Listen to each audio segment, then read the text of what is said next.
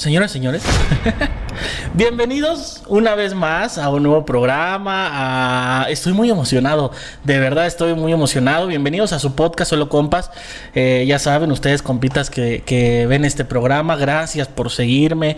Síganme en todas mis redes sociales, vean los clips que subo, vean absolutamente todo. Aparezco en Facebook, hago muchos reels, como Brandon Ortega C en todos lados, o pueden buscar el podcast como Solo Compas en YouTube, en Kawaii. Es una aplicación también parecida a TikTok, en Instagram, en todos lados me pueden encontrar. Bienvenidos a su podcast, y en esta ocasión estoy muy emocionado porque siempre quise tener a alguien así frente a mí, porque siempre quise tener preguntas que ya ustedes verán, en donde siempre las quise preguntar, y espero sean las preguntas acertadas para que ustedes también puedan obtener información sobre esta carrera, sobre esta profesión, sobre este trabajo. Ojalá les pueda gustar. Y bueno, sin más preámbulos, le doy la bienvenida a mi querido profesor. Él es docente de una escuela, ya nos platicará más a fondo. Mi querido Osiel González. Muchas gracias. ¿Qué tal, Brando? Profesor? Gracias por la invitación. ¿Cómo está? Gustoso de estar contigo en este día.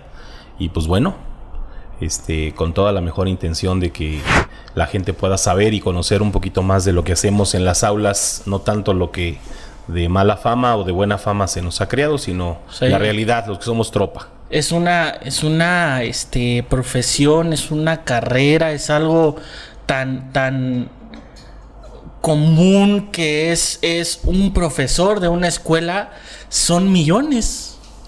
Efectivamente. Es una profesión, me refiero a común, de que son demasiados.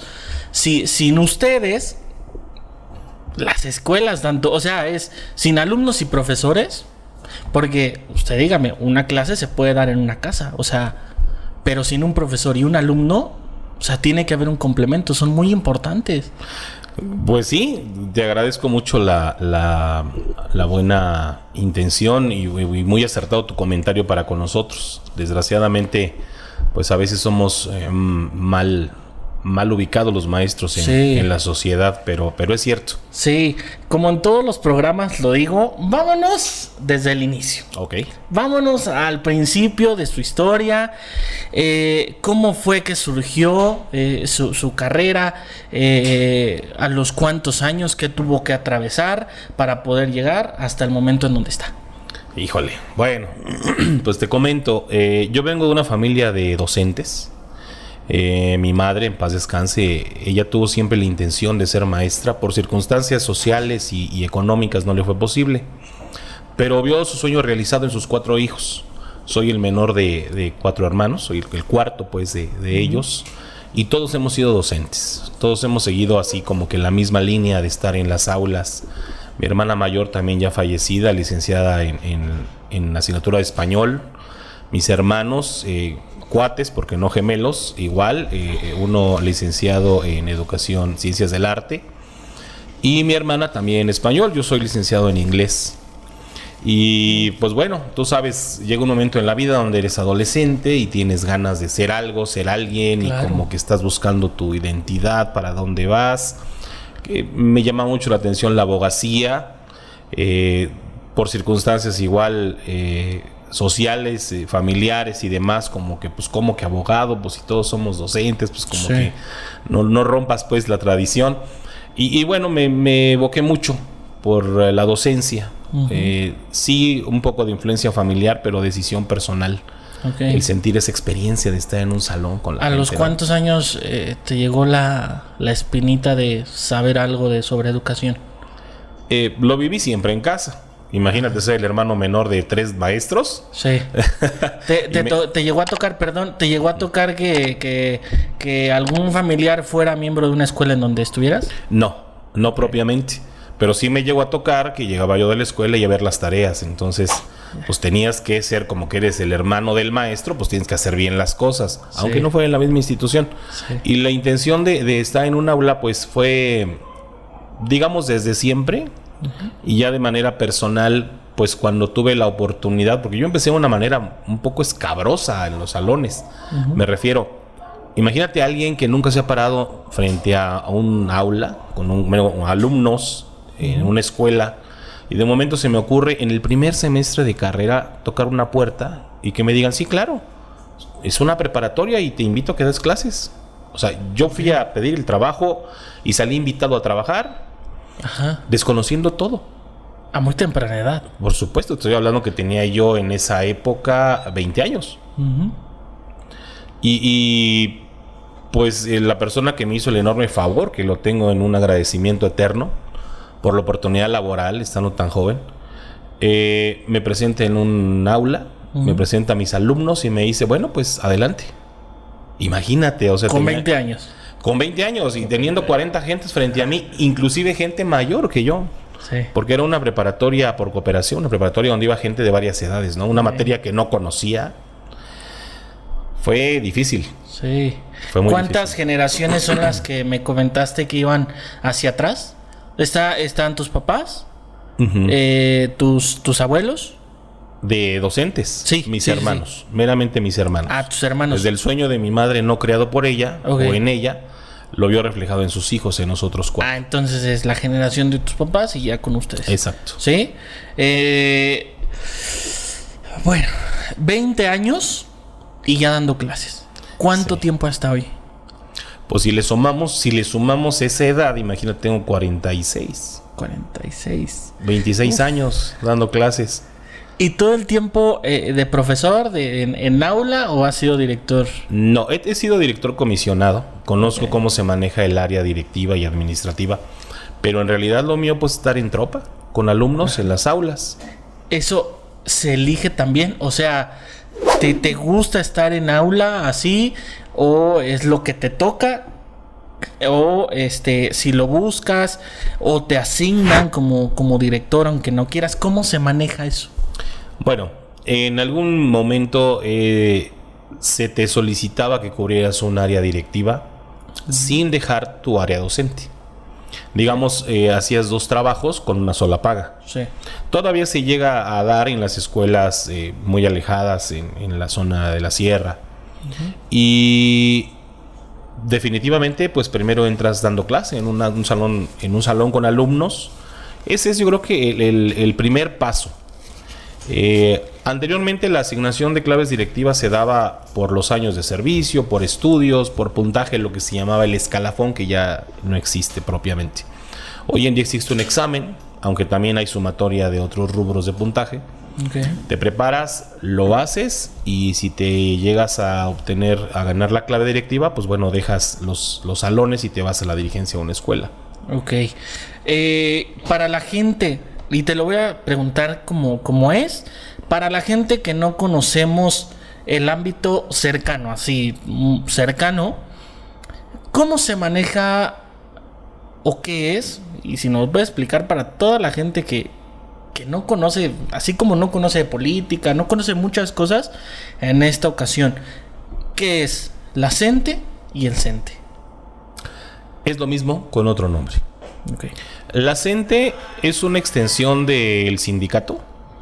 Digamos, quien tiene el punto medular de protección laboral y que debe de velar por todos los derechos que tenemos los trabajadores de educación es el CENTE, el Sindicato Nacional. Pero de ahí se desprende otra, digamos, una extensión que es la CENTE, la famosa Coordinadora Nacional. Hay muchos rumores que se dice que la CENTE es una extensión golpista del mismo sindicato, como que te voy a crear para que se hace el conflicto. Pero solamente es un rumor. Hay estados donde tiene bastante presencia y es muy fuerte, inclusive por encima del mismo CENTE, ¿no? Todo empezó por crearse el CENTE, se creó solo el CENTE y de ahí en unos años se formó parte la CENTE como, bueno, no sé cómo ponerlo, pero como algo revolucionario, en donde es algo diferente. Como un brazo de golpe. Formó como, vamos a hacer una ayuda, pero nosotros nos vamos a llamar la CENTE y ya, los rumores se dan. Sí, claro. ¿En dónde equivale? La mayoría son el CENTE. Sí, por supuesto. ¿En dónde equivale la CENTE? Se supone que esa corriente del mismo sindicato es existente en cualquier parte del país. Pero, como te comento, hay estados donde tiene mucho más peso. Por ejemplo, en Guerrero, en Morelia, en Michoacán, perdón, en general. Sí. En Oaxaca, no se diga. A donde han tenido más poder de presencia política. Porque, hablemos claro, nuestro sindicato es algo muy aliviado para todos, pero en realidad es político. Es una cuestión política bastante fuerte, desde siempre. Y en esos estados, pues la gente tiene mayor presencia, aunque puede estar en cualquier parte. En Querétaro mismo, pues yo escuché rumores que había lo que le llamaban la tercera vía, que era una extensión de la CENTE en el estado. Pues existe en todas partes. ¿Tiene el líder la CENTE? Se supone que sí, se supone que hay dirigentes de la misma CENTE, pero pertenecen al sindicato. Es como el sillón de tu casa, de otro color, pero está en tu casa, a final de cuentas. Ajá. Si no me equivoco, era el Bester. No. Ella que tiene, explícame, ella que tiene que ver dentro de, ella que hizo que el Bester es un personaje en lo personal, desde mi punto de vista laboral. Okay. Vamos a ubicarlo mejor, desde el punto de vista laboral. Es un personaje importantísimo dentro del sindicato de maestros. El Bester tiene una trayectoria política impresionante, puesta desde Salinas de Gortari, cuando estaba un dirigente sindical también muy importante, que pues como tú sabes, a esos niveles pues hay que estar en la línea. Claro. Este dirigente no cumplía con los requisitos del presidente entrante y pues le tuvo que buscar reemplazo. Llegó el Bester, una mujer sumamente astuta. Aquel docente que tiene más de 20 años en esto, que desconozca el Bester, que no quiera decir su nombre o no quiera reconocerla, realmente no ha existido en el sistema educativo. Okay. Personaje bastante polémico, pero muy importante. ¿Ella es odiada y querida o qué porcentaje tiene? No, pues sin duda que sí, siempre lo fue. Pero también hay que dejar en claro, todos los logros que tenemos como profesores, como docentes federalizados en el país, lo debemos a ella. Okay. A las negociaciones que ella logró hacer. Y también gran parte de lo que no hemos podido crecer se lo debemos a ella. Entonces, literalmente 50. Muchos la aman y la defienden a capa y espada, y otros la odian de no quiero ni... Claro. No me menciones ni siquiera en esta mesa a ella. De esa manera... Sí, la maestra es una dualidad en el sistema educativo. Literalmente es un personaje, es un trabajo de ella, es un títere por alguien más. ¿Cómo la ven ustedes como maestros en general? Hoy en día, digamos que es un ente del pasado, con mucha fuerza del recuerdo de alguien que fue muy importante en nuestro medio docente. Pero la maestra pues ya está en otro nivel y en otro momento de su vida políticamente. Fue sacada de una forma muy golpeada, como ella sacó cuando le tocó entrar. Okay. Pero hoy en día pues no, realmente no, ya no es figura, solo es recuerdo. ¿Tienen algún pasado entre un parteaguas entre antes era la educación así y algo pasó en el gobierno, algo pasó en alguna X o Y situación y ahora es así?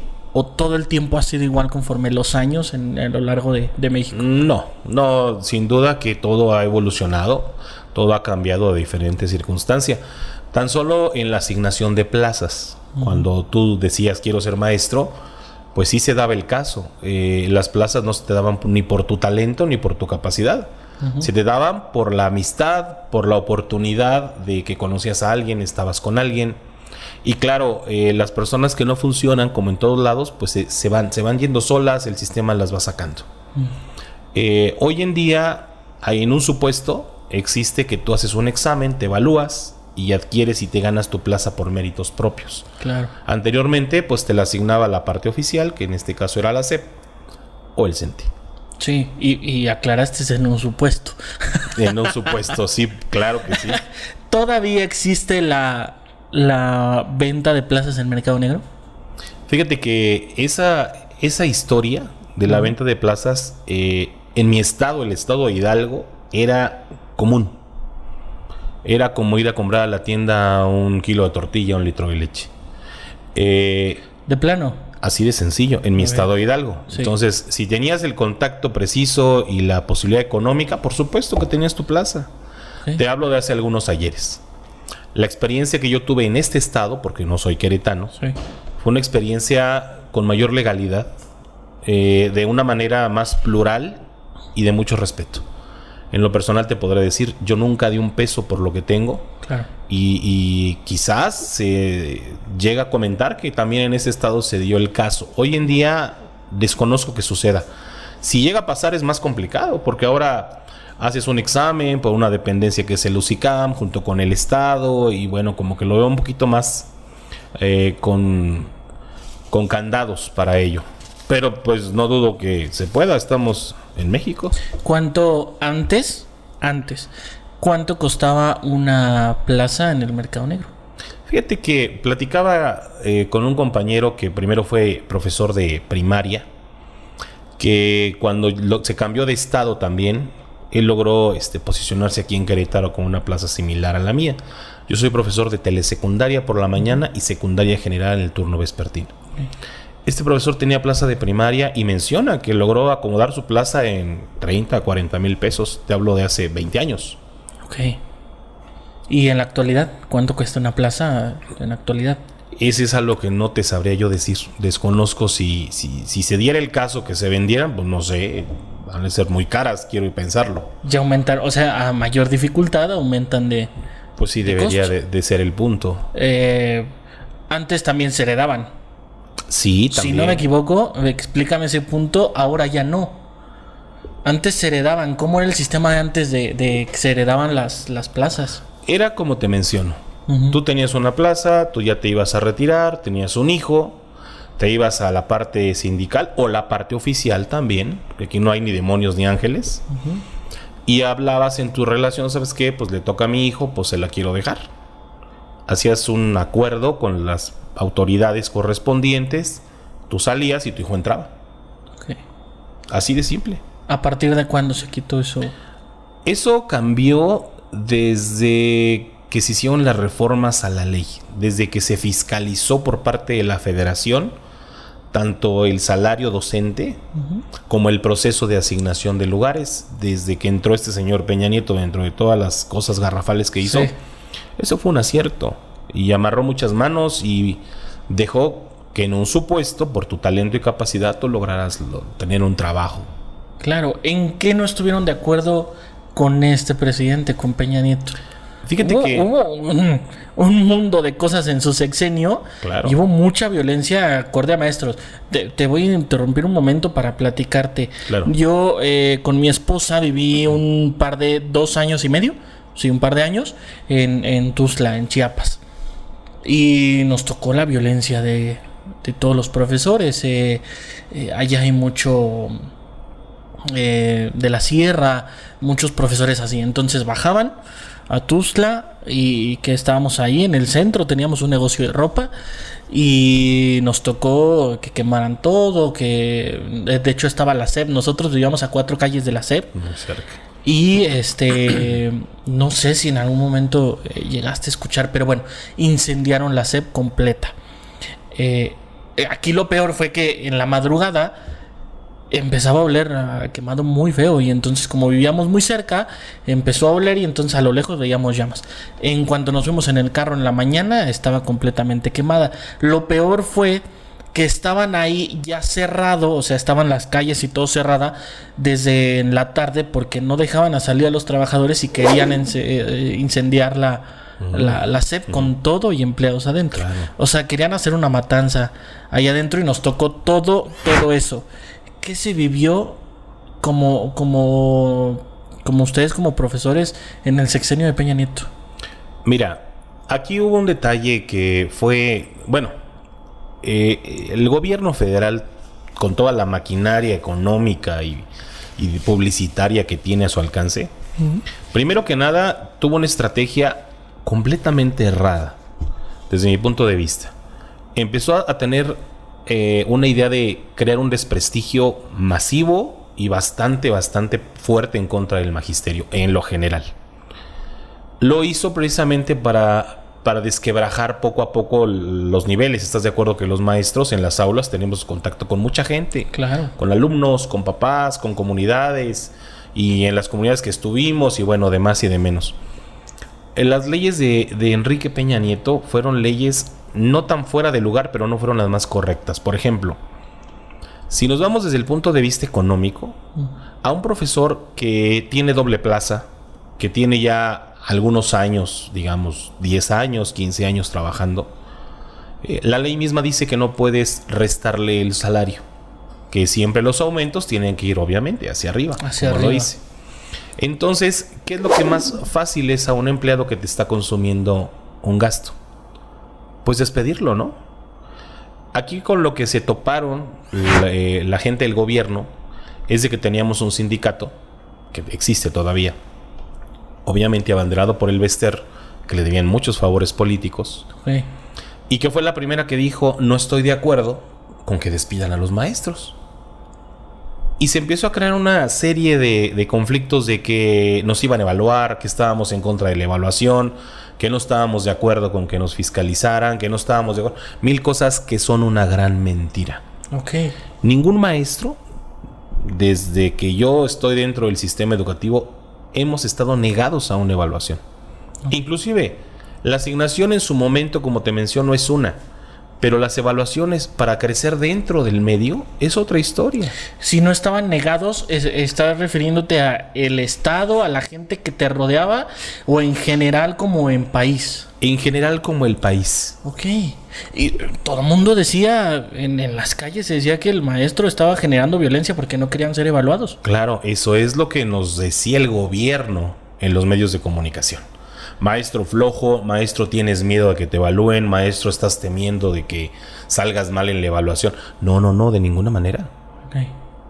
Había antes un programa que se llamaba Carrera Magisterial, Sí. donde son 5 niveles y por cada nivel te aumentaban el salario. Ya el programa no existe, o ya hay algo similar pero no igual, donde si tú querías crecer económicamente tenías que evaluar.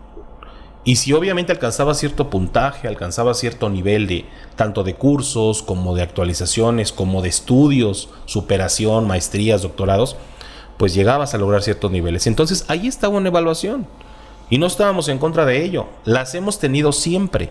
Inclusive hay una evaluación, la evaluación PISA o la evaluación estatal, donde no nos evalúan a nosotros de forma relativa. Mandan exámenes, evalúan a nuestros alumnos y nos dicen: estás mal, salieron un poquito bajos en matemáticas, en español. O sea, siempre hemos estado evaluados. Okay. Aquí el punto era tú te evaluarías en un trabajo a donde el gobierno te dice: te voy a evaluar, o tu patrón en general. Uh-huh. Pero si repruebas, no tienes derecho a revisión de examen. Pero si repruebas, no tienes derecho a solicitar seguir trabajando. Pero si repruebas, te puedo despedir sin darte un solo peso. Solamente digo: gracias, ahí te vas. ¿Tú lo harías? Creo que nadie pondría en riesgo la certeza laboral. O sea, era una evaluación con condiciones. Era una evaluación insidiosa, Okay. con toda la intención de sacar a la gente del magisterio. Okay. Desgraciadamente, pues fue una estrategia malévola muy bien planeada, donde puso en riesgo nuestra certeza laboral, Okay. donde a nuestros dirigentes sindicales, bueno, en este caso el Bester, le imputan un delito absurdo, que sí, si nos vamos al plano de la realidad, pues la señora es multimillonaria y no ha sido por su trabajo. Sí. Ha sido por lo que ha podido lograr políticamente dentro y fuera del sindicato. Pero también le tipifican un delito donde nosotros no estábamos quejándonos de que nos robaran.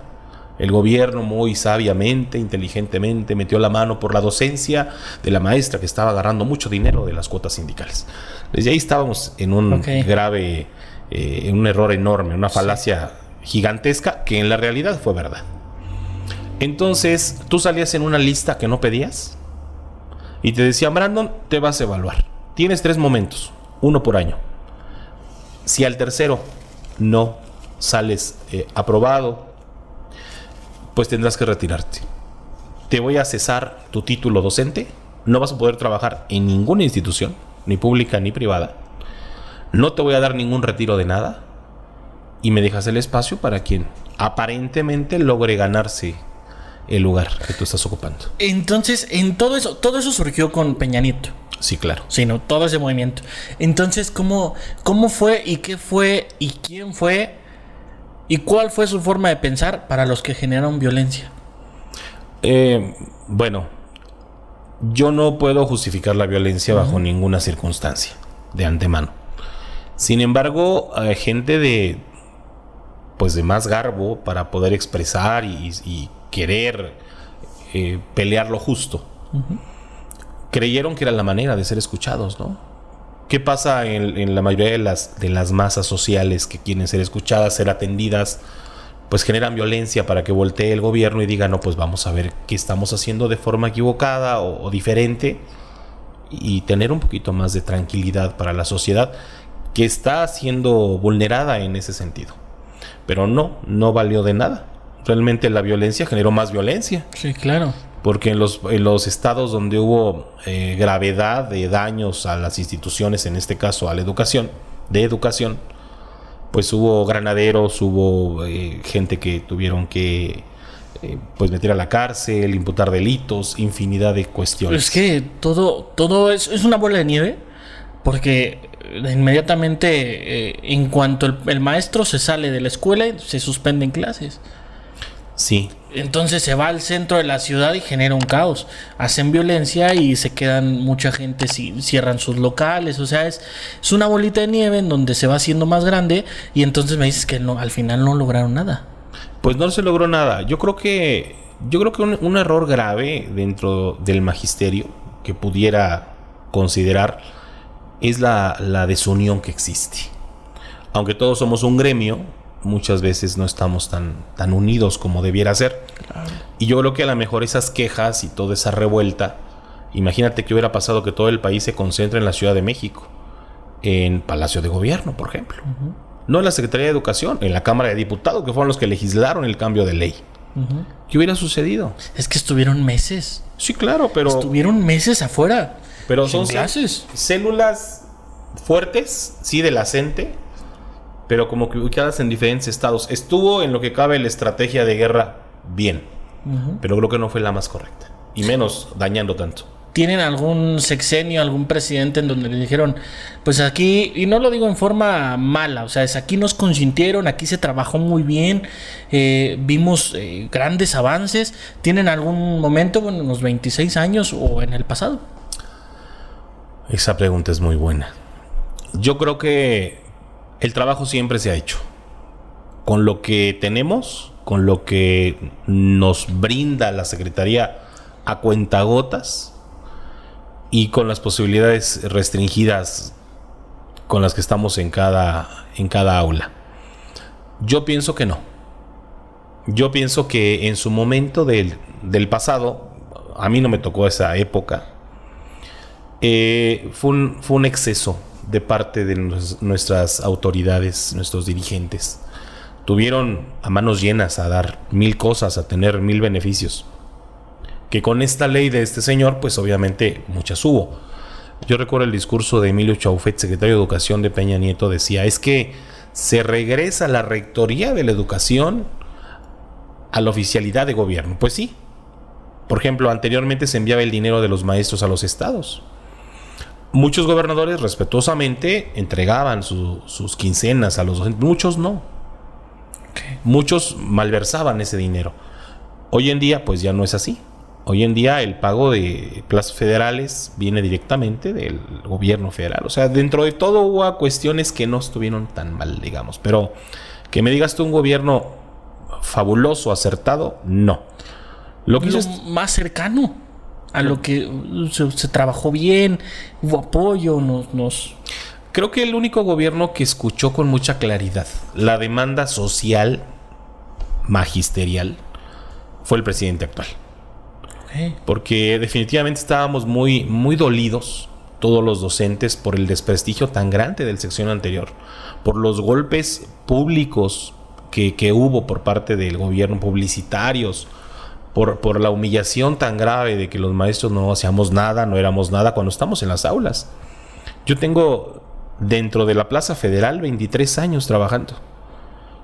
Y si nos fuéramos a mi archivo, te podría yo decir que de 23 años, si juntáramos todos los días que he tenido de ausencia, yo lo que no reúno ni 2 meses de ello. Okay. Entonces...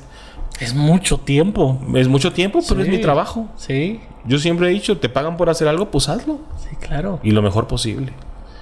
Entonces, con este presidente de la República, pues escuchó a las masas sociales, escuchó en cada estado el dolor y el sufrimiento del maestro, principalmente esa parte resentida, ¿no?, del gobierno. Ustedes ven la realidad literalmente del país. ¿Por qué?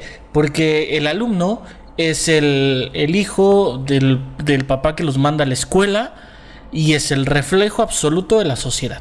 Claro. Si tú ves a un muchacho golpeando a otro chico, eso quiere decir que por ahí anda algo en la casa. Entonces es un reflejo. Entonces con el gobierno actual se sienten así de que comprende lo que están viviendo y en los pasados no, de que es, ok, está pasando esto y esto, pero mis alumnos están pasando por esto y esto y esto y deberían, y sobre todo en secundaria, que tienen secundaria, se viven una problemática muy complicada, muy cañona. Sí, no, espérame, vamos ubicando las cosas. Desde el punto de vista laboral es mi comentario. Fuimos escuchados. Sí. Okay. Desde el punto de vista laboral, en el sentido del ejercer el día a día, la situación sigue siendo tan complicada como todo el tiempo. Ok. Ahí es una gran diferencia. Ese es punto y aparte. Claro. Sí, porque lo que pones de ejemplo, aquel hijo de las personas que con mucho trabajo los mandan a la escuela, que llega sin el desayuno, o que hay alcoholismo en la familia, una desintegración familiar tremenda, violaciones, vejaciones, eso lo vivimos día a día en todos los ciclos escolares. Sí. Bueno, eso no tiene que ver con el gobierno lo que hace, sino es como que debería de tener que ver. Bueno, sí, pero es la educación que vivieron, pues es la misma que le dan al hijo y es lo que se refleja. Por supuesto. No, lógico, si el gobierno hiciera, es una cadena. Pero sí ven la realidad totalmente. ¿Cuánto es lo que gana un profesor iniciando el primer año? El primer año, pues si nos vamos al nivel primaria, que es el subsistema más viejo a nivel nacional, un profesor está ganando aproximadamente unos 5,000 pesos quincenales. Es como inicia. Curiosamente, y sí me gustaría dejar en claro esto, curiosamente, una compañera secretaria, que es la parte administrativa, o un compañero de apoyo, que es la parte de intendencia, gana lo mismo. Igual que una maestra de preescolar y educación especial, varía en 100, 200 pesos el salario. Obviamente, el salario del docente es un salario íntegro, y el salario de los compañeros de apoyo e intendencia es un salario menor, pero con bonos, que son acuerdos estatales, inclusive federales, se complementa la misma cantidad al mes, 10,000 pesos mensuales. ¿Cómo se manejan los bonos hacia un maestro? ¿Cuántos son? ¿De cuántos son? ¿De qué son? En general, ¿cómo es el asunto de los bonos siendo docente? De cualquier ámbito, de cualquier nivel, perdón. Sí, mira, los famosos bonos, antes de que la federación retomara el pago de los docentes, en los estados había negociaciones. El dirigente sindical de un estado negociaba con el gobernador de ese estado y se implementaba algún bono, por alguna razón, causa o circunstancia. El bono del Día del Maestro, el bono del Día Mundial del Docente, el bono de inicio de ciclo escolar. Los maestros en sí tenemos muy pocos bonos. Yo te podría decir que menos de 10 bonos al año o al ciclo escolar. Okay. La cantidad de ellos es muy variable dependiendo la plaza que tú cubras, el espacio, la cantidad de horas que trabajes. Es como se implementa. Después, cuando la federación toma ya los pagos, que dice yo le voy a pagar desde la Ciudad de México al maestro, los bonos se quedan homologados para todos los docentes de todos los niveles. Ya no hay negociación de bonos como tal. Los montos los negocia el Sindicato Nacional con la Secretaría de Educación Pública. Y si llegara a haber algún aumento mínimo, un aumento considerado, es una negociación federal única. Okay. Y los compañeros de intendencia y compañeros de administrativos y sus bonos son diferentes. De igual manera, son bonos que ya se negociaron. Que ahí podríamos decir que también es una gravedad económica con ellos. Hacen muchísimo trabajo también en las escuelas y tienen un salario muy castigado. En la profesión de maestro, de docente en escuela, ¿cuál es el bono más grande que conozcas o que te haya llegado, que conozcas, más grande que le haya llegado a un profesor? Bono como tal, sería el famoso pago del CPC, que es una aproximación dependiendo de la cantidad de horas que trabajes y dependiendo del nivel de carrera si lo obtuviste. Si nos ubicamos a lo mejor en una plaza de primarias, el bono sería de 5,000 pesos. ¿El más alto? El más alto. Okay. Más de eso no existe. ¿Y va aumentando conforme a nivel escolar? ¿O qué pasa con, por ejemplo, con maestros de secundaria, con preparatoria, por ejemplo? No, preparatoria no entra en nosotros. Ok. Por ejemplo, en secundaria. En secundaria, pues depende mucho de la cantidad de horas que tengas. Si tienes 20 horas, te pagan el equivalente a ese rubro. O tienes 40 horas, 42 que es el máximo. Uh-huh. Podría ser a lo mejor 8,000 pesos tu bono. Ok. Y dicen que es como, si les va muy bien, 10 al año. Sí, si fuera el caso. ¿Hay algo más que les lleguen a dar? Aparte, es lógico, de prestaciones, si no me equivoco. Todo eso. ¿Hay algo más que no se le ponga la palabra bono? Pues el aguinaldo. Okay. Ese es tu pago correspondiente a 90 días, 70 días como tal. Y se llamaba 20 días disfrazado, que también eso había impactado en un bono. Son 70 días de salario. ¿En cuántas escuelas has estado a lo largo de 26 años? Híjole. Pues como en unas 9 escuelas. Soy mucho de durar en una escuela regularmente. ¿Y cómo es el trayecto de poder cambiar de una escuela a otra? ¿Te cambian o tú decides un cambio? Tú decides el cambio. Mucha gente pensaba antes, inclusive me he topado en comunidades donde dicen, no, profe, lo vamos a sacar, lo vamos a cambiar. No es tan fácil. Tampoco es un imposible. Regularmente, para que tú te puedas mover de una institución a otra, tiene mucho que ver tu antigüedad. ¿Cuánto tiempo tienes en el sistema educativo? Uh-huh. Anteriormente los cambios, había varios rubros. ¿Cuánto tiempo llevas en tu escuela, en tu zona escolar y en el sistema educativo? Hoy en día los cambios son dictados meramente por la UCICAM y se basan mucho en el tiempo que lleves dentro de la SEP. Tú haces tu documento, subes tus documentos también, haces la solicitud, subes tus documentos y un comité lo revisa, y te dan la aceptación del cambio, te llegan los lugares considerados a moverte y en una reunión, últimamente por la pandemia virtual, tú escoges tu espacio. Y si no te quieres cambiar, pues ahí mismo puedes negarte y decir, no me muevo, sigo quedándome donde estoy. Como por ejemplo, es más complicado iniciando. Es más complicado iniciando porque te asignan un lugar. Al principio, ajá. A que si lleves más años, ya tienes, por ejemplo, te brindan más oportunidades. No sé, ¿cuántas escuelas te pueden dar como opción? ¿3, 4, 5? No, mira, en la asignación de nuevas plazas, tú concursas, cubriendo todos los requisitos. Te dan tu asignación a un lugar temporal. Al siguiente año te dan tu asignación definitiva y tienes que tener una permanencia de 2 años para solicitar tu cambio. Okay. Después de los 2 años solicitas tu cambio y te dan un lugar de prelación donde tú tienes la oportunidad de decidir los lugares que estén disponibles. Y a donde sea de tu mayor conveniencia es como te mueves. Si alcanza la cobija hasta donde estás tú, porque bueno... Claro. Puede ser, a lo mejor tocó el lugar número 70 y nada más hubo 50 espacios de movimiento. Uh-huh. Por decir algo. Y ya posteriormente, después de tantos años, ¿cuánto es lo que va aumentando? Conforme pasan los años, va aumentando el salario. Bueno, el sueldo, perdón. En las negociaciones federales, así es. ¿Cómo es que va aumentando?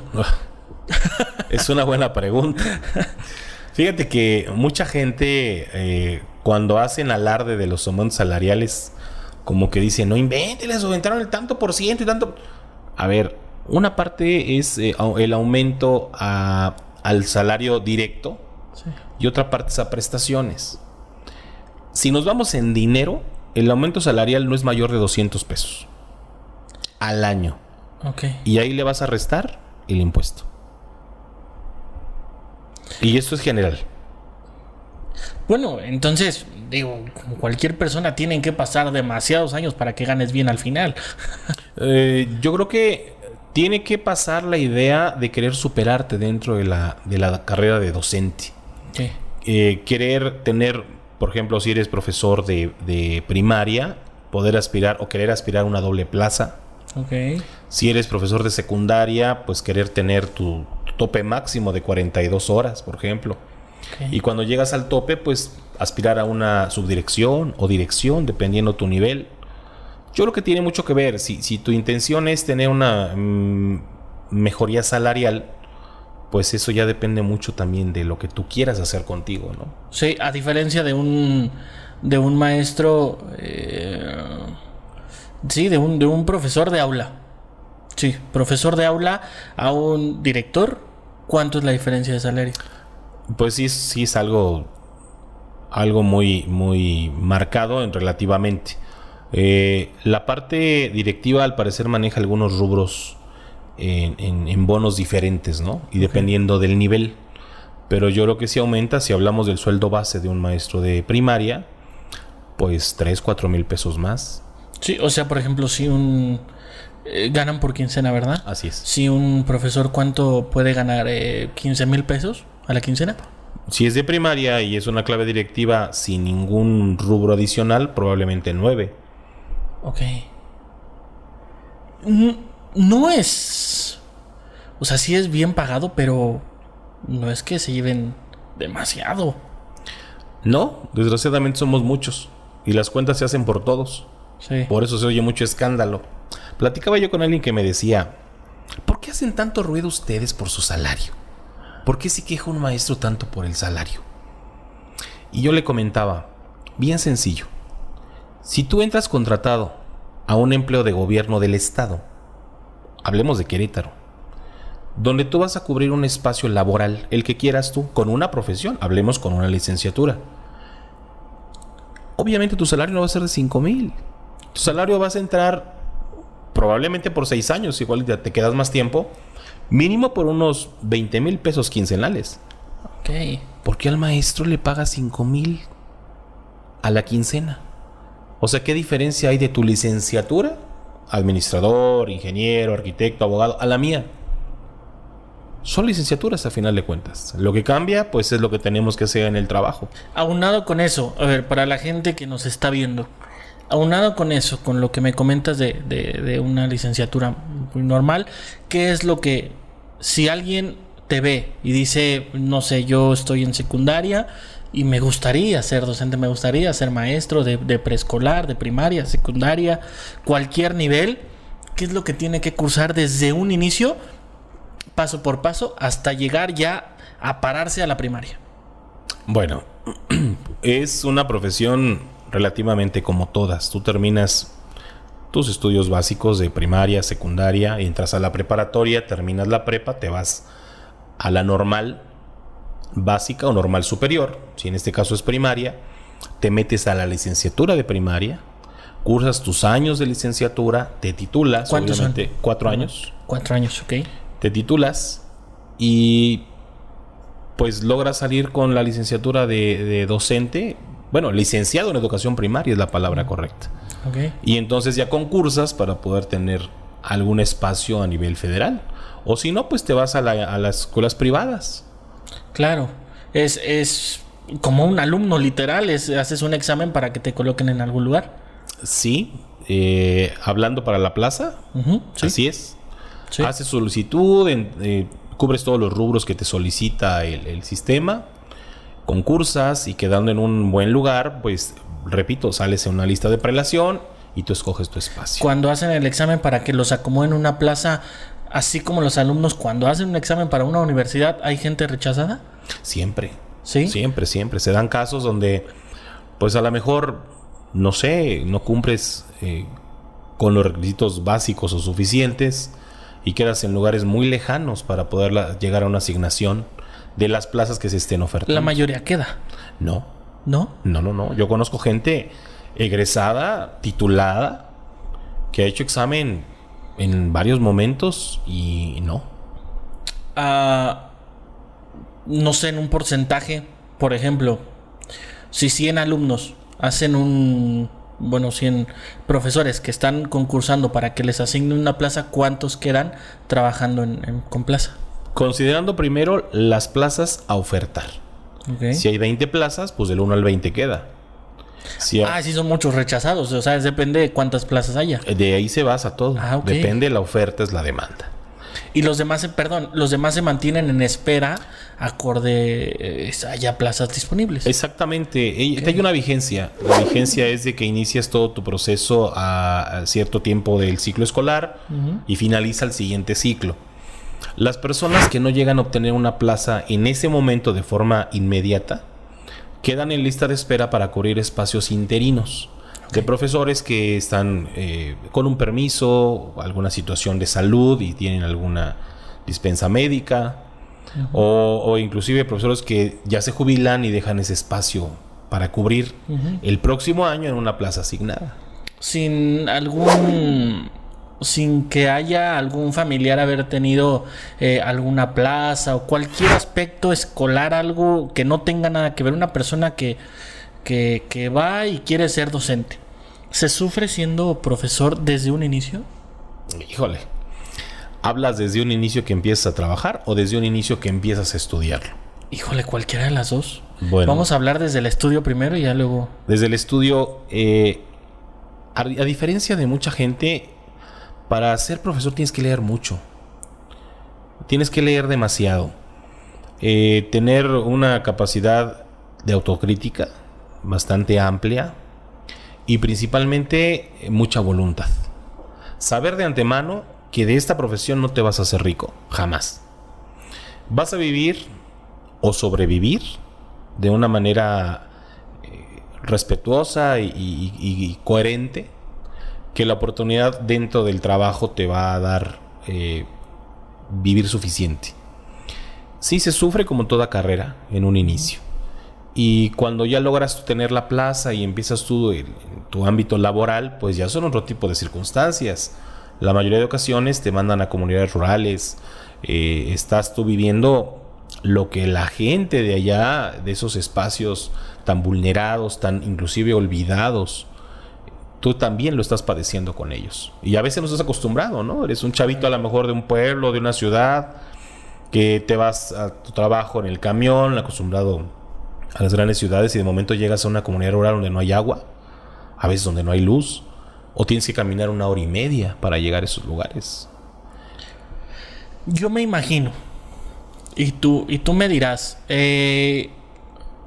cuando son en comunidades muy lejanas, en donde los colocan porque es la única opción de que ahí te tienes que quedar, y ahora me aclaras que son 2 años, ¿verdad?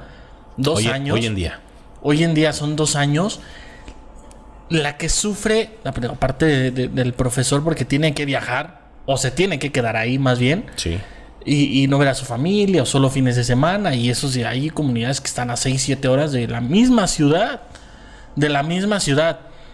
El que sufre también es la comunidad por un va y ven de profesores que pasan. Digo, tú me aclararás si es mejor que haya profesores de años en esa escuela que ya conoce a los alumnos, que incluso ve a los mismos alumnos, por ejemplo, de secundaria, que en 5 años ya son papás, lamentablemente. Sí pasa. Lamentablemente que ya son papás. Y pues ahora van creciendo sus hijos y así.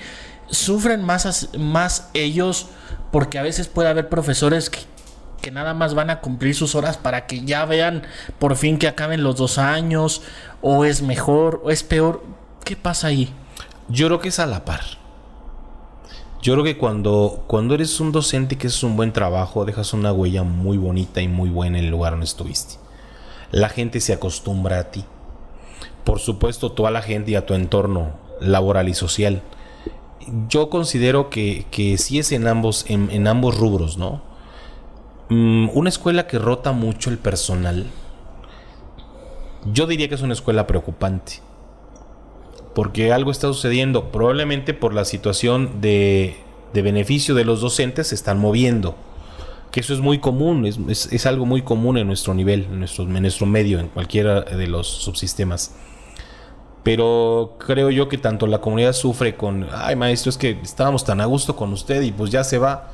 Pues sí, pero a lo mejor el profe tiene una familia, tiene otras aspiraciones, 1000 cosas personales. Claro. Y tiene que dejar el espacio. Yo creo que son los dos lados, ¿no? Ambos sufren. Yo diría que es una especie como de el pasillo de la tortura general. Sí, pero, híjole, quien se queda es la comunidad. Sí, claro.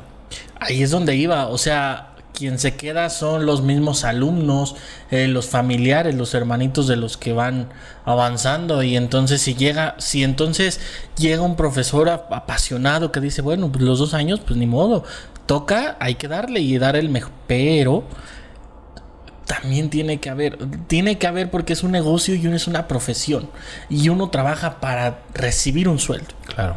También tiene lamentablemente que haber profesores que solo van por su quincena y dicen que el lunes llegue para el viernes y yo me voy. Sí, y se presentan el lunes otra vez y tiene que haber así, ¿no? No, claro que lo hay. Esa es la parte fea de nuestro nivel, de nuestro medio, no del nivel, del medio docente. Pero eso pasa en todos los trabajos. Hay gente con muy poco compromiso. Hay gente que en definitiva cumple porque ya no hay de otra. O porque me están pagando, lo hago. Y como en todos los empleos, creo yo que debes de cambiar ese chip. Uh-huh. Decía una maestra que conocí hace muchos años. Cuando yo estaba en la sierra, porque a mí me tocó padecer un poco una diferencia de ello. Yo le decía, es que me siento tan presionado, me siento tan fuera de lugar. Tengo que caminar 1 hora para hablar por teléfono. Un teléfono inalámbrico, olvídate. No había. Sí. Tengo que caminar otra hora para bajar al pozo y traer agua. Luego hace un poquito de ventarrón y se va la luz. Y me decía una maestra que hoy en día lo tomo con mucha filosofía, que siempre lo fue así. Nadie te pidió estar aquí. Si no te gusta tu empleo, búscate otra cosa que te agrade. Nada más entiende esta diferencia. Estás trabajando con seres humanos. Un error tuyo afecta a 40, a 30, a 20. Y eres un guía. En un salón de clase eres un guía. Podemos tener miles de defectos, pero no debemos de cometer errores, porque es gente que está viéndonos como imagen. Muchas veces somos la imagen que tienen al alcance de la mano porque en casa no la hay. Pues es que es la famosa frase, la escuela es la segunda casa. Exacto. No por cualquier cosa se menciona esa frase. Exacto. Pero mira, perdón que te interrumpa. Sí.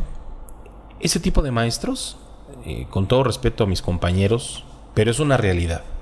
Son los que escuela donde se detienen es escuela donde tienen problemas. Escuela donde se cambian, escuela donde tienen problemas. Escuela que se van a ubicar, escuela que siguen con problemas. Y es una vida de conflictos. Sí. Cuando estás en esa tesitura de, pues, ¿qué hago? Pues trabaja. Eso es lo que tienes que hacer, trabajar. Sí. ¿Crees que muchos maestros tendrían que ser evaluados psicológicamente para ver si son aptos o no para poder? Una cosa es el conocimiento. Eso nadie lo niega, porque ustedes imparten el conocimiento, lo tienen que impartir. Pero pues no dejan de ser humanos también. Sin duda. Tienen problemas en casa, tienen algunos van por gusto, otros van obligados. Quisiera pensar que aún hay gente que tiene heredada su plaza y que va porque eso le exigió el papá, eso le exigió el abuelo, y si no formas parte de la familia te quitamos la herencia. Cosas muy feas. ¿Cómo está el aspecto emocional conforme a los profesores? ¿Crees que debería haber eso? Bueno, hay una evaluación psicológica al inicio de que tú llegas al sistema que tú elijas. Definitivamente no es, me ganó mi plaza y estoy dentro. O sea, recuerda, hay muchos rubros que hay que cumplir. Desde el punto de vista administrativo y de capacidades, pues es eso. Pero hay una evaluación médica y hay una evaluación psicológica para que tú puedas estar en un salón de clases. Y pues si hablamos, bueno, yo creo que si nos escuchara el licenciado en psicología dirá que a lo mejor comete una falacia al decir esto. Hay muchos núcleos que todos tenemos como que de apertura que se abren y cierran, ¿no? Psicológicamente, que pueden ocasionar muchas situaciones desastrosas. Pero yo lo veo como un trabajo más, y como que ese tipo de detalles pueden ocurrir en cualquier lugar de empleo. Solo que acá, pues obviamente, te reitero, trabajamos con seres humanos. Sí, claro. Entonces, sí es un peligro. Que debería de haber una evaluación psicológica. Quizás tu pregunta sería más profunda. Considero que sí. Pero en todos los trabajos. Sí, sí, claro, totalmente. Digo, acá es más delicado. Por eso que mencionas, trabajan con niños que no saben ni siquiera todavía para dónde van. Exacto. Y digo, no fomentan o no tienen la obligación de educarlos, pero se forman mucha parte de ahí en un salón de clases. Sí, sin duda es, pues como te decía, eres el guía, eres la imagen, es lo que tienen al momento, que muchas veces en casa, pues desgraciadamente no lo hay. Mi querido Ciel, ¿cómo está la corrupción en el sistema docente? La corrupción, pues como está en todo México. Uh-huh. Ojalá fuera solo la palabra profesión, pero creo que lamentablemente también se le ha puesto la palabra negocio, porque tú me dirás, por eso te lo pregunto, hay desvío de recursos, hay miles de cosas, pero pues tú estás cerca tú ves muchas cosas, vas a juntas, vas a reuniones, ves cualquier tipo de maestros, gente que le puede valer gorro y gente que está metidísima, que toma nota, que graba, o sea, todo tipo de gente. Claro. ¿Cómo está la corrupción en México en acorde a la docencia? Fíjate que desgraciadamente, vuelvo a considerar, somos un grupo laboral, o un gremio laboral es la palabra, bastante golpeado. La corrupción sigue estando permeable en todos los niveles, pero yo creo que tiene mucho que ver la ignorancia dentro de la gente. Por ejemplo, yo siempre he criticado mucho, y obviamente critico acá en tropa, ¿no? Porque mi palabra fuera de ello pues no es escuchada. Claro. Yo siempre he considerado que para que alguien pueda realmente hacer un buen trabajo dentro del sistema educativo, tiene que ser parte del sistema educativo. La Secretaría de Educación que pusieron, que ya se fue o está por irse, creo yo que no fue la mejor decisión del gobierno federal. Pero no nos vamos a ir hasta esos niveles. Okay. A nivel estatal, desde que yo recuerdo, nunca ha habido un docente que no sea político, que esté dentro de las instancias de la Secretaría de Educación Pública del Estado, de la Coordinación General de UCEBEC. Hay personas que están cercanas al medio educativo. Rectores de universidades, gente que ha tenido manejo en las áreas educativas. Pero yo creo que desde el momento en que nuestro gobierno pusiera a alguien que está en las filas, macheteando y cortando leña y picando piedra, en esa área, muchas cosas cambiarían. Muchas cosas serían diferentes. Muchos recursos serían aplicados como corresponde ser. Y desgraciadamente, como en todos lados, yo te pongo y sigues mi línea. Okay. Tú te desvías, pues te quito. Hay mucha gente que está en el medio, que trabaja y se maneja de esa manera. ¿Cuáles son los ejemplos de corrupción que puede haber en México acorde a la docencia? Bueno, pues muchas veces los lugares dentro del sistema educativo, pues eres mi cuate, te conozco, no me das un cargo importante, pero pues me sacas de grupo y me pones donde pueda yo ganar más lana y no hacer gran cosa. Eres mi cuate del sindicato de maestros de cualquiera de los espacios, pues te saco de ahí y te pongo donde tampoco le hagas mucho al cuento, ¿no? Una comisión o algo para que estés descansando en el sentido. Y si nos vamos a un nivel un poquito más adentrado, pues más profundo, pues los desvíos de recursos. Por ejemplo, las escuelas, una contradicción muy grande. A los papás no les pidas cuota. Los papás no tienen por qué pagar para que sus hijos estén en la escuela. Ni siquiera una cuota de recuperación, ni un dinerito. No les pidas nada. Pero la SEP tampoco te da nada. Entonces, como director, como docente, como grupo colegiado de trabajo de una institución, ¿qué haces? Claro. Cuando se te descompone cualquiera de la infraestructura de la institución, ¿en quién te apoyas? Vas al gobierno municipal y te dicen, sí te ayudo, pero cuando haya un recurso el próximo año. Vas al gobierno del estado, te dicen la misma historia. Vas a la SEP o UCB, que en este caso Querétaro, te contestan de igual manera. O te mandan gente que te visita todo el ciclo escolar y no te soluciona nada. Entonces, ¿dónde crees que esté ese dinero? Porque sí, claro, hablemos en claro. A nivel federal hay una partida anual para educación. Sí. Incluyendo salarios de docentes, pero también para infraestructura. ¿En dónde es donde se pierde el dinero? ¿Dónde se desvía? Digo, por ejemplo, ¿cuánto sale un arcotecho y una escuela? Para que yo no tengo ni idea, para que me pueda dar una idea.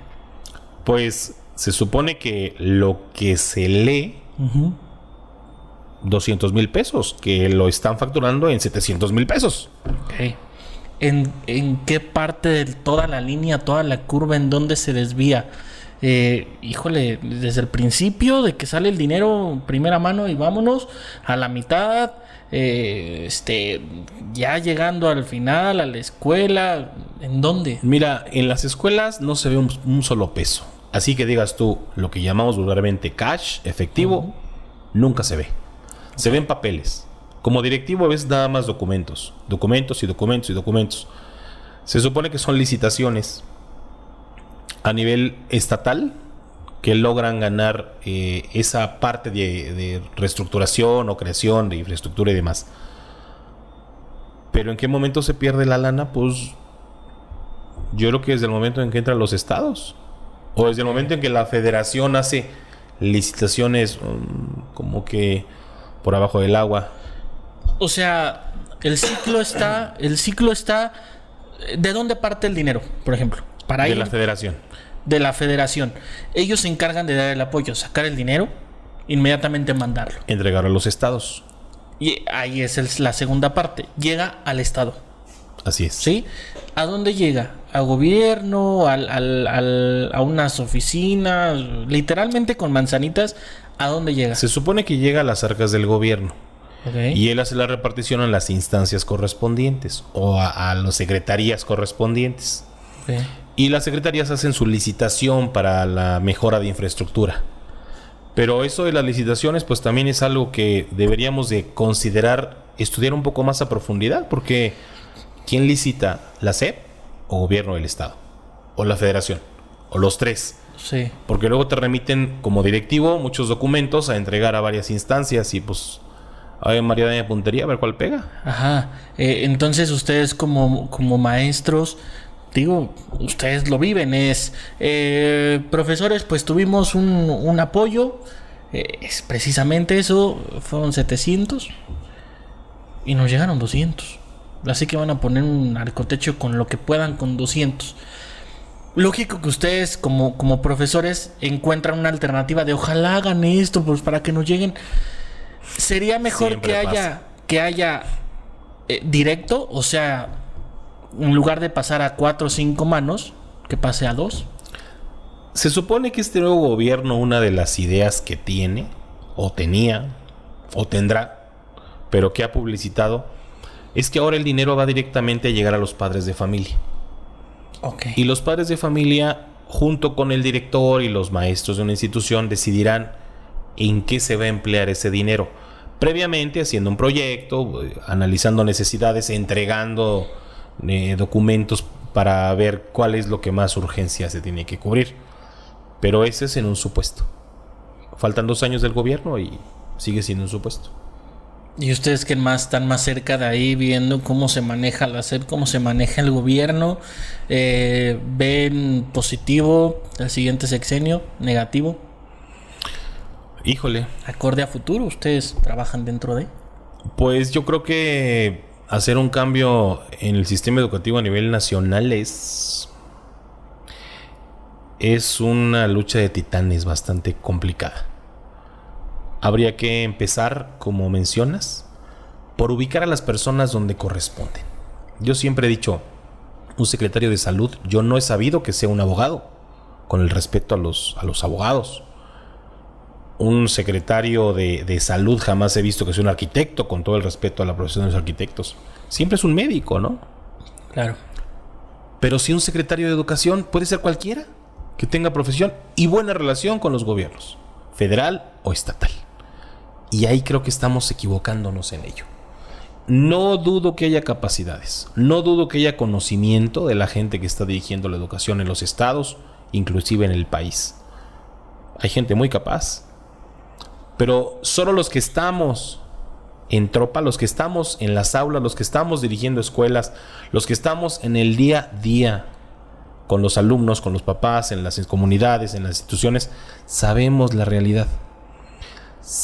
Tendrías que hacer un segundo programa para explicarte todos los cambios de planes y programas que hacen. Sí. Todos los cambios de libros, de contenidos, de mil cosas que la gente hace detrás de un escritorio. Y bueno, no acabaríamos. Yo creo que para poder hacer un verdadero cambio tendríamos que empezar por ser más honestos con las personas, con la sociedad, por ser más respetuosos con la profesión que estamos ejerciendo y poner a gente que dirija realmente con pleno conocimiento, pero experimental, no conocimiento teórico. De yo me imagino que la educación o yo estuve dirigiendo una institución muy grande, pero no es lo mismo a que dirijas una institución donde tiene millones de pesos de recursos a que dirijas una secretaría que tiene millones de pesos en recursos, pero que no puedes ocuparlos en todo lo que debiera ser. Creo que ahí es una coyuntura muy... Sí, claro. ¿Tú crees que tanto el gobierno o cualquier otra situación tienes... no de que tengas compañeros, de que conozcas gente que dices, por ti no avanzamos? Porque nada más vienes por un sueldo y pobres chamacos, su salón es un desastre. No es así. ¿Es así? Sí, ¿O son los papás? ¿O es los directivos? O sea, el director, el subdirector. ¿Cuál es? No el principal problema, porque es un conjunto. Claro. Pero en cuestión docente, ¿conoces muchas personas así? Muchas, no. Ok. He conocido personas así, desgraciadamente sí. Personas con muy poco compromiso, con muy poca responsabilidad laboral y desgraciadamente gente joven. Gente que yo digo, híjole, tienes ni siquiera 5 años de servicio y ¿cómo lo estás haciendo? Pero bueno, pues obviamente en la gran mayoría de los casos, si es una persona cercana con la oportunidad de confianza de dar un buen consejo, pues te acercas y lo haces. Da más coraje cuando son, por ejemplo, directores que tienen tienen al mando una escuela entera y que nomás no, o sea, nada más va, firma papeles y ya no conoce ni a los alumnos. Mira, eso también sucede, pero creo yo que, bueno, esa es una de las de las coyunturas que hay en nuestro sistema, cuando permites tú que un docente con muy poca experiencia logre obtener una clave directiva. Okay. No digo que no haya casos de responsabilidad, yo digo que hay casos de abuso de autoridad. Cuando tú tienes algún tiempo en el medio educativo, sabes lo que se tiene que hacer, cómo hacerlo, y tienes que tener muchos actos de acercamiento social con todos los participantes, tus padres de familia, tus alumnos, tus compañeros docentes y mucha gente de los directivos, no digo todos, cuando logran la clave directiva quieren hacer cosas que ni como docentes hicieron. Se les olvida esa parte, esa empatía con los compañeros, ese lado humano. Uh-huh. El, ¿sabes qué? Pues yo era bien banquetero y ahora soy director y pues te vas a molar, ¿no? Porque es mi ley y yo puedo. Cuando sabes cómo están las cuestiones, qué bueno que cambiaste, ¿no? Muchas veces lo dices, pero qué grave que lo hayas hecho para mal. Claro. El darte un nombramiento jerárquico, porque sí lo es, no te da derecho a maltratar y tener poca humanidad con la gente que estás tratando. Sí. Y sucede mucho, en muchos casos, no en todos, con los docentes jóvenes, que logran cumplir sus 4 años con plaza base, concursan, adquieren una clave directiva y pues ni se la creen. Y qué padre, ¿no? Qué padre la superación. Pero qué complicado es subirte al tabique. ¿Se les ha dado plazas a gente que no lo merece? Y gente que está en espera. Creo yo que en algún momento ha sucedido. De hace algunos años para acá, en un supuesto, la plaza la obtiene quien tiene la capacidad de acreditarla y de poder pasar los exámenes y obtenerla por méritos propios. Ustedes dentro del ámbito, ¿qué ven mejor? ¿Un profesor con mucha experiencia dentro de un aula o siendo director, o una persona joven? Yo creo que la gente joven siempre es importante. Yo he sido muy ubicado en esa parte. Tienes muchas nuevas ideas, tienes una vitalidad impresionante, envidiablemente impresionante. En muchos casos, una entrega bastante buena para tu área laboral. Pero yo creo que es más esencial tener una buena experiencia. Ser un profesor con experiencia o aprender de la gente que ya tiene años en el sistema también tiene mucho que ver con la humildad de crecimiento. Vamos a pasarnos a las aulas. Ahora sí, dentro de las aulas. Antes de tocar el tema con los muchachos, porque imparte secundaria, ¿cómo es lidiar con los papás? Oh. Vámonos a las aulas y lo que conlleva a los alumnos y papás. ¿Cómo es lidiar con los papás? Créeme que de manera increíble, y mis compañeros docentes que nos logren escuchar o observar no me van a dejar mentir. Lidiar con los papás es peor que lidiar con los alumnos. ¿De verdad? Muchísimo, claramente, claro. Sí, no, eso te lo digo con 20 y tantos años, te lo digo que sí. Okay. A mí dime reunión de papás y digo, Dios mío. Tengo que ver con los papás. No pasa en todos los casos, pero regularmente es complicado tratar con un padre de familia que trae sus propias ideas con un arraigo impresionante de toda índole, desde el machismo, desde la necedad, desde la situación de vicios, inclusive hasta de pues no me cae bien, maestro. Y pues lo que haga y diga... Cuestiones personales. Lo que haga y diga, no. Entonces, sí es complejo el trato con los padres de familia. No con todos. Hay papás también que te dejan con un excelente sabor de boca, que son participativos, que están al pendiente de sus hijos, que son muy respetuosos. Yo en el tiempo que tengo, te puedo yo decir o presumir que nunca he tenido un conflicto con padres de familia. Un conflicto grave de que me contesta, le digo, entrar en una discusión, una situación grave, pues, de interrelación con ellos, no me ha sucedido. Pero sí he visto casos muy, muy, muy serios, muy preocupantes. ¿Cómo se lidia con los papás? Ahora sí, en ejemplos. Si es más complicado, como en ejemplos, ¿qué es lo pesado de lidiar con ellos? La poca atención a sus hijos. La parte donde te dicen, sí me preocupa, sí quiero, aquí estoy, pero no hace nada. En situaciones graves... De dicho. Sí, de dicho. Ok. En situaciones graves, inclusive con los muchachos, en cuestiones de más sencillas de atención a ellos, ¿no? Oiga, pues platique más con su hijo, platique más con la señorita, necesita atención, necesita ser escuchada por usted. Alguna vez me topé con alguna señora que en broma me dijo, pero no era broma: maestro, hágalo usted. Mi hija habla puras pendejadas y a usted le pagan por escucharla. Pues ¿cómo quiere que yo la atienda? Imagínate. Y en esos casos nada más te queda medio hacer una mueca de sonrisa y decirle: señora, apóyeme por la muchacha. Digo, debes tener compañeros en donde se les pone en alto oportuno, o sea, donde sí. Digo, nosotros damos conferencias, bueno, mi hermano da conferencias y claro. Yo la agendo y todo. Conocemos. Y qué respeto, tener a toda una comunidad de padres de familia. Sí, ahí sí hay que respetarle al licenciado.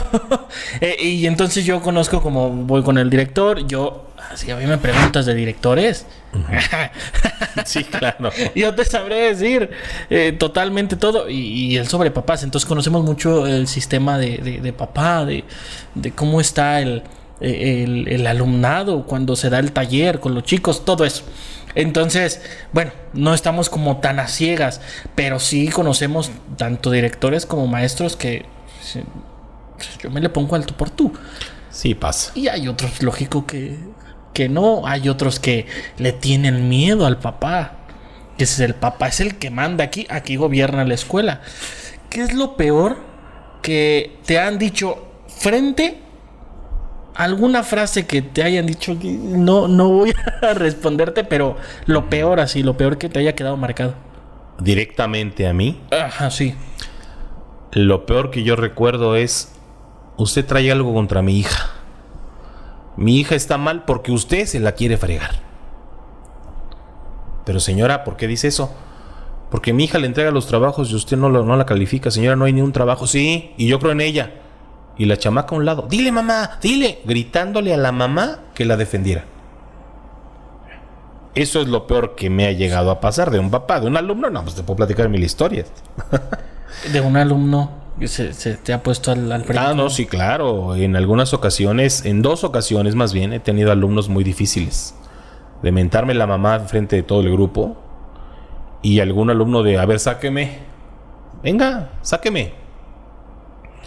En esos casos no puedes perder la cabeza. Tú eres el adulto. Claro. Y hay compañeros que se han perdido la cabeza y ha habido cosas que, bueno, graves. Bueno, por ahí anda un videíto. Sí, de un peleonero del Politécnico, ¿no? Algo así. No, sí. No puedes perder la cabeza. Yo creo que en ninguno de los casos. ¿Qué hiciste en ese caso? Lo que hice fue decir que si no se salía el alumno, me salía yo entonces. Si no entraba al salón y todo el mundo reprobado, pues usas tus estrategias, ¿no? Sí. El mismo grupo: no, salte, no, nos vas a afectar. No, que no me salgo, terminó saliéndose el chico, ¿no? Pero ya se vuelve personal. En mi parte, no. Ok. En parte del chico, mira, los adolescentes, bueno, quién mejor que ustedes que trabajan muy cercanos a ellos saben que tienen una fabulosa bipolaridad, tanto de sentires como de proceder. Entonces, no. Yo que recuerde alguna situación ríspida futura, cercana después de ese momento de atropello, no. Ya. No. Posteriormente, digo, limpias las perezas ahí con él y así hablas con él. Sí, yo creo que es lo correcto. Uh-huh. Una situación de salud mental y social es lo correcto, ¿no?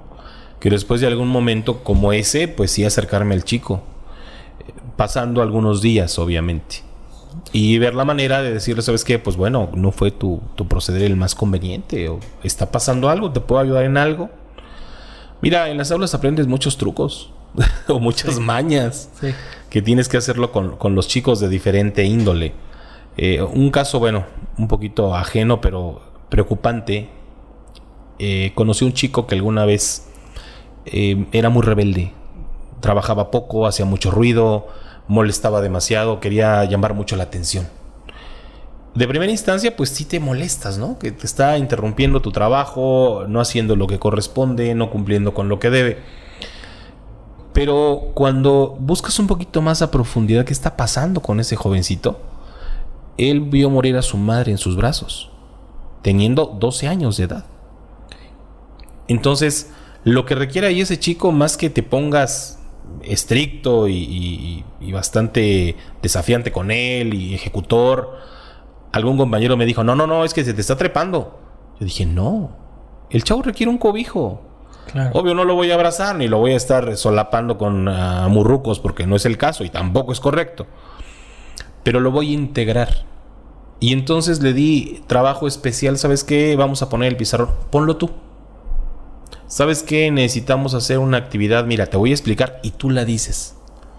Se sintió integrado el muchacho. Claro, de darle importancia, darle unirlo a...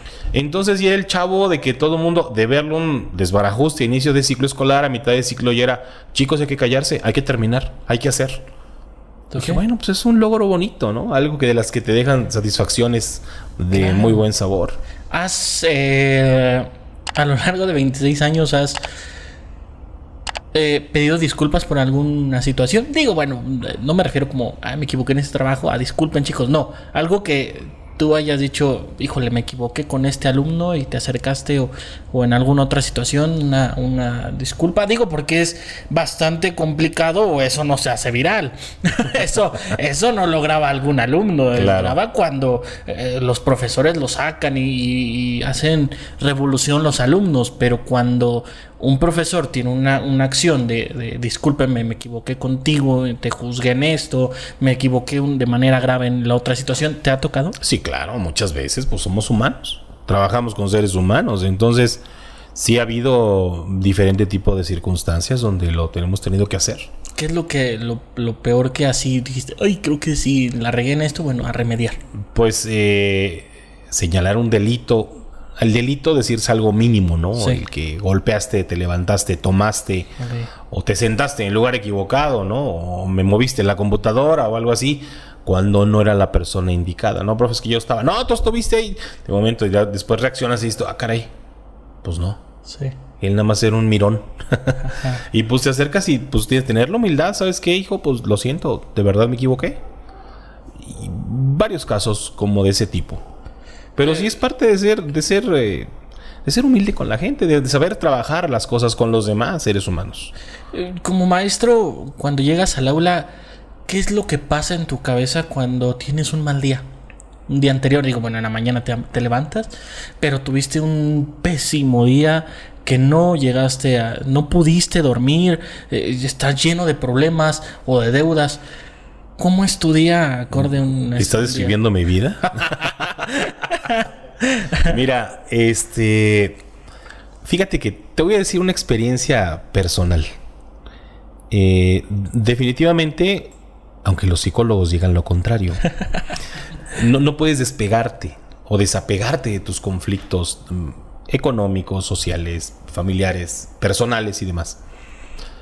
Pero los chavos tienen una energía tan padre que muchas veces, créeme, que he llegado así saturado de todo lo que estoy pasando, teniendo, viviendo, y de una manera indescriptible te puedo decir que solamente se va. Claro, no desaparece. Sí, claro. Solo se va. No falta el alumno que te cuenta el chiste, no falta la señorita que te da los buenos días educadamente, o aquel chico que dice, profe, mire, le traje un dulce. O profe, ¿cómo estuvo su día, profe? Ayer ya se fue tarde. Y empiezas tú a entender que toda esa energía, esa vibra de los chicos es buena, es positiva y te empieza a envolver. Claro, también desgasta, ¿eh? También hay ocasiones en que acabas, que bueno, arrastrando la sombra, digo yo. Sí. Pero sí te cambia mucho. A veces llegas tú efectivamente con una mala idea en la cabeza, no con tu trabajo ni con los chavos, por lo que tú estás pasando en ese momento, y llegar con ellos con una energía diferente te va cambiando. El día te va cambiando, el momento. Y yo trabajo, te digo, en 2 escuelas, yo atiendo 180 alumnos. Okay. Es lo que atiendo yo de forma diaria, entonces muchas veces tienes tú el chip que cambiarlo, sí, y a veces ni siquiera lo buscas ni lo pides, se da. Es un trabajo y el trabajo como docente no te permite tener un mal día, pero se lo transmites a los chicos. Yo creo que te lo complicas. Y volvemos a lo mismo. Yo lo veo como una gran responsabilidad. Sí. ¿Te has equivocado en algún momento de 26 años desquitarte con los chicos? No. No en una mala forma, pero a lo mejor a uno contestarle mal o de repente regañar a todos así, ya después aunque corrijas, pero... Sí pasa. ¿Sí? Sí sucede. Eso también es muy común. Que de momento algo sucede con el grupo y ¿por qué lo hicieron? Y pues ahí como que te desatas un poco, ¿no? Pero pues reivindicas y dices tú, híjole, no era tan grave o no era para tanto. Ajá. Entonces cuando dices, bueno chicos, vamos a hacer una dinámica. Y ya como que compensas, ¿no? Ajá, sí. Un poquito la situación. Sí sucede mucho. No siempre, pero sí. Platícame de la famosa frase, porque se ha hecho tan viral en muchos lados de TikTok y en todas las redes. Ustedes son el peor grupo que he tenido. Y entonces la lloradera. Es muy de profesor decirles, es que ustedes eso ya se convirtió en regaños de mamá. Son frases típicas de de maestros, ¿sí las aplican? No, hombre, eso es común, por supuesto. ¿El grupito de ahí atrás se separa o lo saco, le bajo puntos? ¿Cómo es posible que ustedes hagan esto? No comprenden. Sí, no, es algo normal, digamos. Son estrategias. El momento que te pones serio y de verdad no están en kinder, están en secundaria. Exacto. Sí, ese es muy común. Esto que te estoy aceptando ni siquiera te lo van a aceptar en preparatoria y cosas.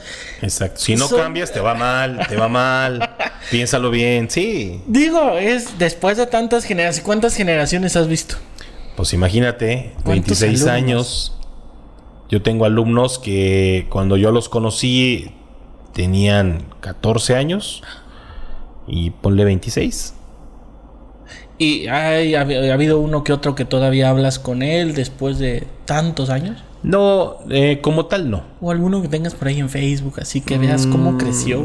Fíjate que no. Me ha tocado muchas veces encontrarme con gente mayor, mucho más jóvenes que yo veo, que, profe, ¿cómo está? Ay, un error grave, que eso pasa muy común, y yo les digo a mis grupos cuando terminan de estar conmigo en algún ciclo escolar: chicos, si no me acuerdo de sus nombres, discúlpenme por favor.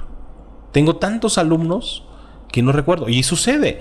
Después de cierta cantidad de años te encuentras con gente muy cambiada, muy diferente. Profe, ¿cómo está? Y yo, bien. ¿Se acuerda de mí? Sí, claro. ¿Cómo me llamo? Es lo peor que te pueden hacer. ¿Y cómo me llamo? Pues no me acuerdo. Digo, apenas me acuerdo con los que tengo ahorita, ¿no? Ajá. Y bueno, hay algunos que muy gentilmente lo toman a bien y te dicen: profe, no se apure. Soy tal persona de tal generación, estaba yo con tal. Y ya como que captas un poco, ¿no? Eso es lo que comúnmente sucede. Que tenga alumnos que nos estemos siguiendo o viendo cómo han ido evolucionando, pues no, realmente no soy muy considerado en eso. Creo yo que el trabajo es una cosa, la vida personal es otra. Sí, claro. Pero que te recuerden debe ser gratificante, muy gratificante. Es muy bonito. Es un sentimiento que te deja no sé, algo muy reconfortante, pues que veas a una señorita o a un joven ya adulto, inclusive profesionistas o terminando la profesión, y es que usted me dio clase, no se acuerda. Híjole, pues no, pero qué bonito se siente, ¿no? Que tú sí te acuerdes de mí. Sí, claro. Sí, formas parte de su educación. Claro. Porque sí, literalmente educación, digo, aunque sea para los papás. Sí. Que eche la culpa. Es que es un tema muy extenso. Demasiado. Es un tema muy extenso. Te agradezco mucho por estar acá. No, me resolviste muchas dudas que yo siempre quise preguntar. Ahí, de verdad te agradezco mucho, que te vaya muy bien, muchas gracias. Que cumplas muchas metas, que duren muchos años siendo docente, si eso es lo que quieres, y que te vaya mucho mejor en la vida, más de lo que te va, y de verdad te agradezco mucho por resolver todas las dudas. Y algún mensaje que les quieras dar a los chicos, te lo voy a poner un poquito específico. A ver. A los chicos que tienen la espinita, apenas ese clavito, la espinita de querer estudiar algo para que sea como el profesor Ociel. Que tengan principalmente mucha vocación y estén seguros realmente de lo que quieren hacer. Ser maestro, repito, no es hacerte rico. Es llenarte de grandes satisfacciones. Es un trabajo más, pero no cualquier trabajo. Dejas huella en todos y debes ser muy cuidadoso cómo pisas, porque hay chicos que te van a recordar con mucho agrado, con mucho cariño, y si cometes errores, con mucho odio. Y en este mundo venimos a ser felices, no a ser odiados. Sí, totalmente. Mil gracias. De verdad, te agradezco mucho. Y ojalá, de verdad, está la cita para la segunda. Perfecto. La segunda parte, porque sí, faltaron muchas. No, hombre, las voy a escribir y mira, una por una. Adelante, claro que sí, Brandon. Mil gracias a toda la gente que nos está viendo. Ojalá, si se quedaron a esta parte del video, muchas gracias. Y creo que si les gustó y están hasta esta parte del video, 1 hora hora 20, 1 hora 25, no sé cuánto llevamos.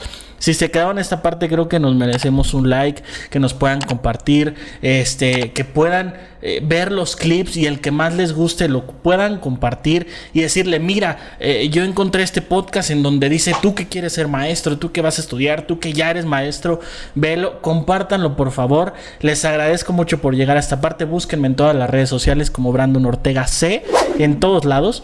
Y lo mismo que les dije en el video pasado, por favor ayúdenme a suscribirse. Únicamente tienen que, si lo están viendo en la tele, con su control, porfa, en lo que estoy hablando, con su control únicamente pónganle suscribirse. Y si están en algún celular, igual, en la parte de abajo viene el botoncito y regálenme un like. Y también, eso me gustaría mucho saber, un comentario.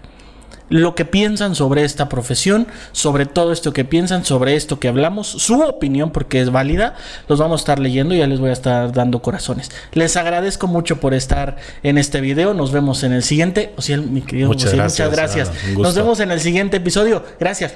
Cuídense.